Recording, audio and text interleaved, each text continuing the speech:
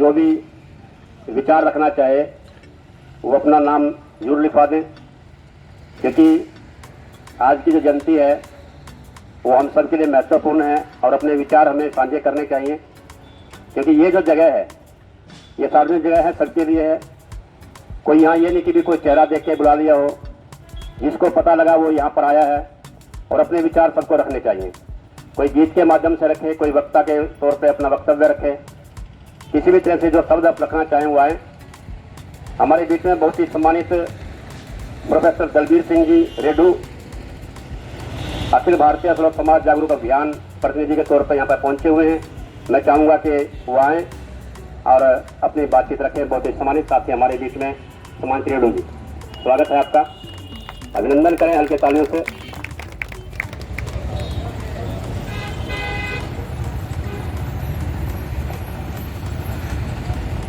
एक बार बुलंद आवाज के साथ हम जयकारा कर सकते हैं जिसकी जयंती हम मनाने जा रहे हैं। सभी मेरे साथ मिलकर बोलेंगे, बाबा साहब भीमराव अम्बेडकर अमर रहे, बाबा साहब भीमराव अम्बेडकर अमर रहे, महामना ज्योतिबा फुले अमर रहे। सम्मानित रेडू साहब, आपके समाज के, आपके नहीं सारे समाज के जागरूक मेरे साथी जो स्टेज पर हैं और मेरी मातृशक्ति बहनें, माताएं तो शायद मुझे नहीं लगती हुई होंगी, बहनें और बेटियां हैं, और आप मेरे भाइयों, मैं यहाँ बैंक में अपना कोई काम आया था। मैंने ये देखा कि कुछ साथी कोई प्रोग्राम है और पढ़ने से पता लगा कि एक अच्छा प्रोग्राम है, एक अच्छे पर्सनैलिटी का प्रोग्राम है। और मैं ऐसे प्रोग्रामों में कितना भी कीमती समय हो, 10-5 मिनट हर एक समाज के लिए मैं सुनने का तो योगदान देता ही देता हूँ। सुनता हूँ तो किसी भी प्रकार का प्रोग्राम हो, मैं सोचा 10-5 मिनट लगाऊं। कहीं कहते कीमती समय निकाला। ऐसे प्रोग्रामों से, समाज के प्रोग्रामों से हिस्सा लेने से कीमती समय कोई है नहीं। क्या कमाने को कीमती बोलते हो क्या? क्या घर गृहस्थी में फसले को कीमती बोलते हो क्या? कीमती है तो समाज को दे दो, ये है कीमती समय, इसको ले लो, खरीद लो। आज मुझे खुशी है, जो समाज के लिए जीता है, करता है, मरता है, उसकी कोई उम्र नहीं होती। वो अब जैसे आप नारा लगा रहे थे कि जय भीम अमर रहे, वो लोग अमर होते, उनकी कोई आयु नहीं होती। आज वो 131 साल के जिंदा और ताकतवर और नौजवान रूप में बढ़ चुके हैं। दूसरी बात, मेरा अपने बोलने का मन ये किया कि 3 गाने आए। एक मेरे नौजवान साथी ने गाया, बच्चा ने, एक मेरी बेटी मुस्कान ने गाया। वो तीनों के तीनों गानों पे छाप परवीन बड़सी की थे। वो परवीन बड़सी मेरा स्टूडेंट है। वो परवीन बड़सी मेरा फोन नंबर, उससे फोन करो कि आपके फलां गुरुजी वहाँ हमें मिले, और लाइव देख रहे तो ठीक है। वो मुझे 1-2 बार बीच में मिला, क्योंकि 13, 14, 15 साल पहले की बात है। वो जेबीटी करता था, मैं सीनियर लेक्चरर था इक्कीस में, अब तो रिटायर हो गया, 8 साल हो गए। तो वो उस समय भी ये भगवान की उसको देन थी, सरस्वती की, कविता की, नाटकों की देन थी। और ये जो कवि हैं, राइटर हैं, ये समाज का सबसे बड़े संघर्षित शक्तिशाली समाज को देने वाले होते हैं। प्रचार प्रसार करते हैं, जागरूक करते हैं। मुंशी प्रेमचंद हो चाहे रविंद्रनाथ टैगोर हो, उनका योगदान जो शहीद हुए और फांसी चुटे उनसे कम नहीं है उनका। साथियों, 2-3 बात कहूँगा, हालांकि 2 मिनट बोलना था मैंने। वो आज बड़ा खुश होगा, क्योंकि वो ये कहता था, गुरुजी मैं आपका फैन हूँ। और फैन क्यों हो? इसलिए नहीं कि मैं बहुत पढ़ा लिखा हूँ, मैंने बहुत अच्छा पढ़ाया होगा, इसलिए कि मैंने पढ़ाने के साथ साथ अपने स्टूडेंटों में वो संस्कार दिए जो संस्कार समाज का काम आ सके। बात यह थी, मैं इसी बात तो है नहीं कि भाई मैं जो लोग करते हैं उनसे थोड़ा सा हटके हूँ, थोड़ा सा हटके। कि जैसा माहौल देखा उसके उतने गुणगान करके रबड़ा फोटो करवा लिया और उस बात से उनका कोई लेना देना नहीं। जो दिखाई दिया आपको वो कोसों हजारों कोस दूर भी नहीं उस बात से। और इसी धोखे में ये समाज मरता रहा है, घुटता रहा है, पिसता रहा है। वो हमें धोखा देते रहे, अपना स्वार्थ सिद्ध करते रहे।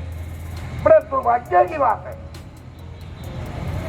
कि समाज को, इस देश को, इस दुनिया को, हमारे भारत देश में इतने महान हस्तियां आई हैं कि बहुत कुछ दिया है, लेकिन उन स्वार्थी लोगों ने उनको थोड़े से में संकुचित कर दिया, सिकोड़ के रख दिया।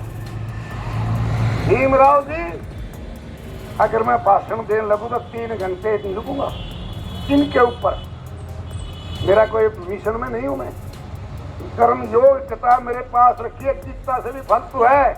ये किताब जितनी रखी सारी अच्छी होंगी, लेकिन इससे 100 गुना अच्छी किताब है। इसलिए मैंने लाइब्रेरी जी से मिल की थी और मैंने उसको कहा था गुम होगी, ला पैसे पकड़ो के, पैसे पकड़ो। और आज तो पढ़ने का तो टाइम ही नहीं। किताब खरीद लेंगे दिखावा करने के लिए कि मैं भीमराव की किताब ले रहा हूँ, मैं फलाने की किताब ले रहा हूँ। मैं पढ़ते कितने हैं? 1-2 पन्ना पढ़ लिया तो पढ़ लिया। क्या गलत बोल रहे हो क्या मैं? थल्ला ला लिया, पैंट टांग लिया, ये दिखावा। जब वो यहाँ आएगा ना तब बनेगा मिशन। जब आत्मा साफ होगी ना तब बनेगा मिशन। जब हम आगे आके टिकट का लोभ ना करेंगे, समाज की बात करेंगे, तब वो बनेगा मिशन। पहले टिकट की सोचते हैं, बाद में समाज मारते, बाद में समाज मारते। संकुचित कर दिया। अरे ये सारी समाज का, दूर दूर के समाजों तक का महान हस्ती, पूजनीय, आदरणीय रहे हैं और इनको दलितों का नेता बना के रख दिया। ये तो 10-15 साल से मैं प्रोफेसर हूँ, 15 साल से है जिसका नाम ईबाया है, नहीं तो पीएम में वाले बालक भी नाम नहीं जानते। ये सच्चाई है, जीवनी की तो बात छोड़िए। और जिनका नेता संकुचित कर दिया दलितों का नेता, दलितों को भी नहीं पता था। और अगर 10, 5, 50, 100, 1000 आदमी जागरूक ना होते, आगे ना आते, तो इनको भारत रत्न भी नहीं मिलना था। यह भी बता देता हूं मैं। ये जितना प्रेशर बनाते हो, एकता दिखाते हो, लेकिन कितने, आज मैं बोल रहा हूं, हो सकता है कि 2 आदमियों की टिप्पणियां भी आ जाए, यार तू वहां बोल गया, कमाल की बात है। तू वहां क्या करने गया था? गलत कह रहा हूं, ठीक कह रहा हूं मैं बातें है? लेकिन जो सामाजिक आदमी होगा उसका भितरला बहुत मजबूत होता है, तो स्वार्थी नहीं होगा। स्वार्थी का मजबूत नहीं हो सकता। मैंने टिकट नहीं चाहिए, मैं किसी का चिल्ला नहीं हूं, मेरी कोई पार्टी नहीं, तो उसका तो बर्बाद हो जाए, तक तो है नहीं, अब तक तो है नहीं। मैं आपको यह संदेश देना चाहता हूं, आप खुद देख लो जयंती शब्द कितना बड़ा है। आज बधाई देते हैं, भगवान को आभार प्रकट करते हैं, धन्यवाद करते हैं जिन्होंने ऐसी रचना इस पृथ्वी पर आपके लिए, समाज के लिए उतारी। 131 ये आज भी आपको दे रहे हैं। इनकी प्रेरणा जो आप प्राप्त करोगे वह आपको दे ही रही है, दे ही रही है। आपका समाज तो बदलेगा। जो अग्रणी जाति बोली जाती है वो अग्रणी नहीं है, वो पिछड़ी जातियां हैं, क्योंकि वो पाखंड करते हैं, वो धोखा करते, वो विश्वासघात करते और वो गरीब आदमी का शोषण करने के लिए आपका अलग से बैठते हैं, तो मजाक करते हैं। यहाँ भाषण डालते और वहां जब अलग होते हैं तो वहां पर उनकी भाषा में बदबू उठती है, बदबू। ये मैं अनुभव की बात कर रहा हूँ, प्रत्यक्ष की बात कर रहा हूँ। मैं भाषण तैयार करके नहीं रह रहा, मैं तो पेट में आया था। मैं जीवनी में घोटतू, जीवनी तो इतनी बतेरी है कि महान व्यक्ति थे, इतना दिया है, उसके तो हम व्याख्यान भी नहीं कर सकते। आज धर्म कर्म बड़ा है, धर्म कुछ नहीं। धर्म बड़ा है, धर्म कुछ नहीं है। धर्म यू हिंदू, धर्म यू मुस्लिम, धर्म यू फलाना, धर्म यू धर्म। लेकिन जिस धर्म की 2 बात अच्छी हो, वो है धर्म जमनो है। तो मानवता का है धर्म, समानता का है धर्म, एकता का है धर्म, दान का है धर्म, करुणा का है धर्म, दया का है धर्म, शिक्षा का है धर्म। जैसे ये लाइन लिख रखी है, अगर इस लाइन को तो पढ़ेगा नहीं कोई, फिर याद नहीं करेगा कोई, और फिर अमल नहीं करेगा कोई। अगर भाई साथियों आज्ञा पढ़ रहा है तो अपने भाई बेटे सुन लो बेटा, सारा अपना खून पसीना कर्जा काट के अपने बल कर पड़ा लो, सीधा ने जोड़ एक है। अगर आज्ञा पढ़ना है तो क्या तो किसी की बुराई दो, क्या किसी की अच्छाई करो, इन बातों में कुछ नहीं, अपने बल कर पड़ा लो। आज आपके बालकों के लिए सुविधाएं सरकार पता क्या दे रही है? सरकारी स्कूल, सरकारी अस्पताल, जो हमारा जरूरत नहीं है, हम फीस नहीं दे सकते। और उन स्कूलों में शहर कम है, स्कूल है शहर कम है, स्टेशन पावर ग्राम मास्टर है, पिंडार में एक मास्टर बैठा, सारी खाली जगह है। आप दूसरे स्कूल का अंदाजा लगा लो, प्रमाणित बात बोल रहे हो मैं। तो जहां वो आपके बच्चे पढ़ेंगे तो बड़ो मास्टर नहीं है, कोरोना रह गया अलग, और वह सरकार की बेईमान नीतियां रहेगी अलग। कोई ऐसी सरकार तारी नहीं है, पिंडल में इसके पीछे दे दिए, नाच दे दिया, कापी दे दी, ड्रेस दे दी, ये सुविधाएं नहीं, इनका ठोकर मार दो, स्वाभिमानी बनना हो। और वह स्वाभिमान बनोगे पढ़ाई से, जैसे ये बने स्वाभिमानी, ये झुके नहीं, इन्होंने समाज को संदेश दिया। अगली जातियों ने इसके इससे भी बहुत ज्यादा करी और पीछे धकेलने की कोशिश करी। इसकी हिम्मत देखो साथियों। अगर धर्म की बात आओ, ये हिंदू धर्म से बिलोंग करते थे और इन्होंने हिंदू धर्म की बुराई नहीं करी, मैं भी हिंदू हूँ कहने को, तो बौद्ध धर्म अपनाया, क्योंकि बौद्ध धर्म अभी तक भी बौद्ध धर्म पर कोई इसी प्रकार का दाग नहीं है कि वो समानता ना लेता हो। बौद्ध धर्म एक प्रमाणित है और हिंदू धर्म भी अच्छा था, लेकिन उसमें स्वार्थियों ने, आप ये देखो कि हिंदू धर्म के जो अग्रणी है, क्या उस अग्रणी वाला स्थान आपका है कहीं? बताओ है क्या? जहां वो बैठे, जहां पूजे जाते हैं, जहां उनके राम राम होते हैं, क्या आप में से मिला उस स्थान के आपको कभी? ये बात रखनी पड़ेगी। लेकिन जब चुनाव का समय होता है, वो आपको बहकाते और आप उनके पैर लग जाते हो, 100% लग जाते हो, और वो फिर वो आगे आ जाते हैं और उनकी नीतियां लागू हो जाती हैं। आपने धरना देना है सरकार के लिए जो कि मास्टर पूरे करते, क्योंकि वो मास्टर आपके लिए हैं, उनके लिए नहीं। जो 15,000 रुपये बिना फीस और 3 लाख रुपये एक साल का रजिस्ट्रेशन फीस देते हैं, वो स्कूल भी एक नहीं अनेक हैं। जींद में तो चलो 4-5 हजार रुपये तो जींद में भी है फीस स्कूलों की, कई की महीने की। हम दे सकते हैं? नहीं दे सकते। हम सरकारी में पढ़ा सकते हैं। धरने उनके लिए दो, मिशन उनके लिए लागू करो, और साथियों एक बन के रहो। अब ये देखिए कितने महान पुरुष का सारी सुविधा दे रखी, छोटी मोटी गरीबी में भी, और आदमी लेकिन बहुत है, चला था अकेला कारुआ जुड़ता चला गया। और इसको मैं जयंती के ऊपर शुभकामनाएं देते हुए मैं अपना लंबा भाषण चलेगा, क्योंकि मैं बोलते कितने कमी है और मेरा बुराई है कि इसकी रोक कर कौन गाइए।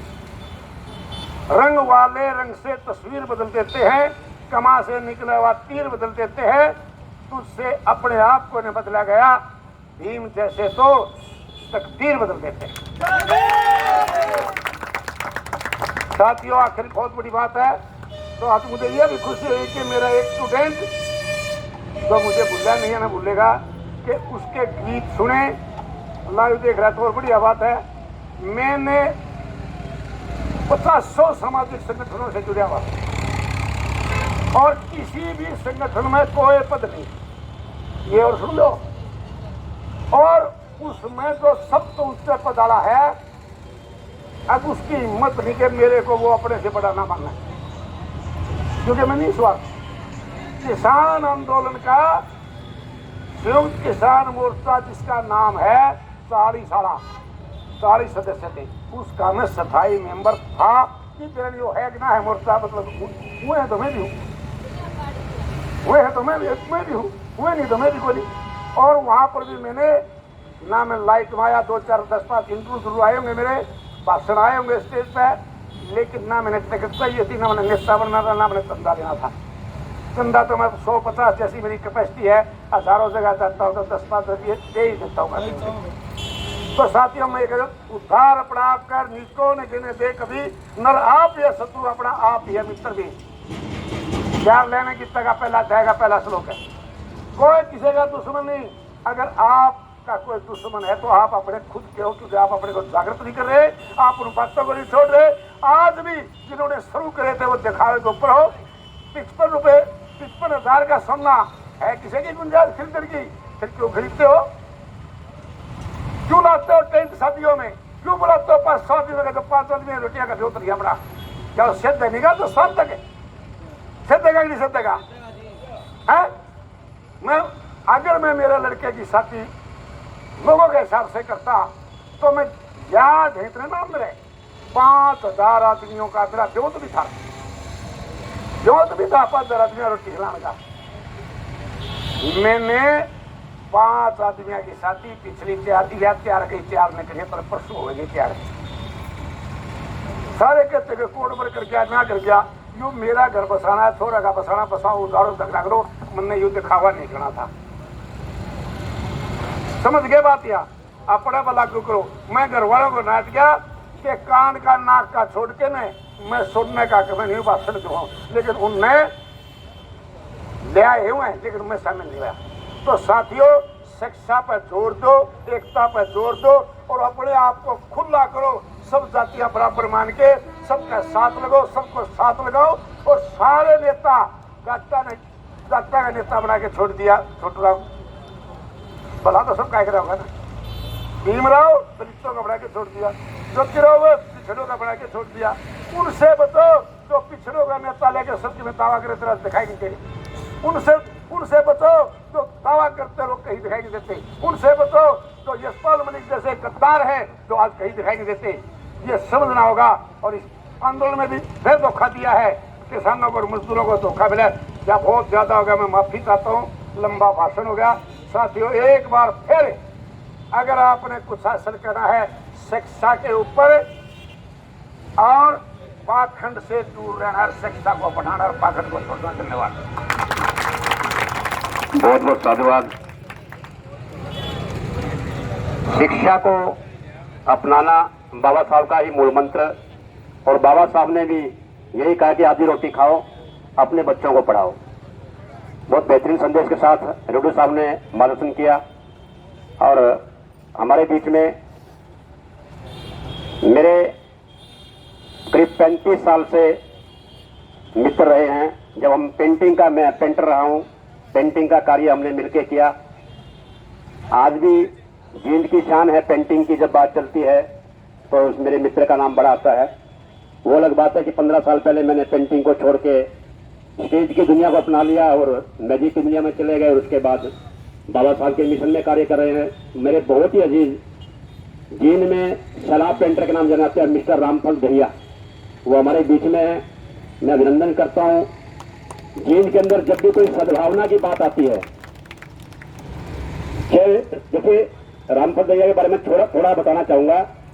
ना केवल जींद के अंदर हम दोनों ने मिलके लगभग उत्तरी भारत में कार्यक्रम किए, और रामफल दहिया तो इंडिया से बाहर जाकर भी, भारत से बाहर जाकर भी कार्यक्रम करने की हिम्मत रखते हैं।